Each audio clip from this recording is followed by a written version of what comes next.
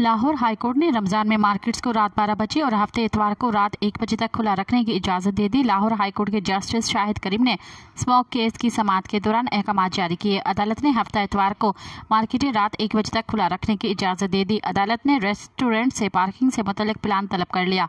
Member judicial commission ने कहा कि रेस्टोरेंट्स की पार्किंग कम होती है और डाइनिंग हॉल बहुत बड़े बड़े होते हैं। अदालत ने जुडिशल कमीशन के स्टाफ के साथ रेस्टोरेंट के मालिक की बदतमीजी करने का नोटिस ले लिया।